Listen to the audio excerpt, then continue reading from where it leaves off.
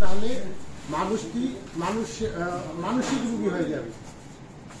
তাহলে আমাদের মনের খাদ্য জোগাড় আছেন কেউ কিছু বলেন প্লিজ, আপনারা কিছু যদি বলেন আজকের দিবস সম্পর্কে। পর্যটন শান্তির সোপান প্রতিপাদ্যে নানা আয়োজনে ঠাকুরগাঁওয়ে বিশ্ব পর্যটন দিবস পালন করা হয়েছে। শুক্রবার সকালে জেলা প্রশাসকের সম্মেলন কক্ষে জেলা প্রশাসনের আয়োজনে এই আলোচনা সভা অনুষ্ঠিত হয়। সহকারী কমিশনার ও এক্সিকিউটিভ ম্যাজিস্ট্রেট আক্তারুজ্জামানের সভাপতিত্বে এতে প্রধান অতিথি হিসেবে উপস্থিত ছিলেন অতিরিক্ত জেলা ম্যাজিস্ট্রেট মোহাম্মদ সরদার মুস্তফা শাহিন। এ সময় তিনি তার বক্তব্যে পরিকল্পনা ও পরিচর্যার মাধ্যমে পর্যটন শিল্পকে আরও লাভজনক শিল্প হিসেবে তৈরি করা সম্ভব বলে মন্তব্য করেন।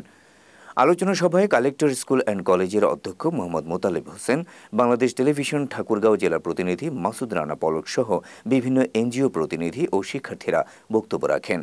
বিশেষ অতিথির বক্তব্যে বাংলাদেশ টেলিভিশন ঠাকুরগাঁও জেলা প্রতিনিধি মাসুদ রানা পলক ঠাকুরগাঁওয়ের বিভিন্ন পর্যটন কেন্দ্রগুলো ব্র্যান্ডিংয়ের মাধ্যমে স্থানীয় সহ বহিরাগত পর্যটকদের আকৃষ্ট করতে বিভিন্ন পদক্ষেপ নেওয়া, বিশেষ করে শহরের প্রাণকেন্দ্র চৌরাস্তায় ও অপরাজেয় ৭১ এবং জেলার প্রবেশদ্বারের সামনে বড় ধরনের বিলবোর্ডের মাধ্যমে জেলার সকল পর্যটন কেন্দ্রগুলোর অবস্থান, দূরত্ব, যাতায়াত ব্যবস্থা তুলে ধরার আহ্বান জানান।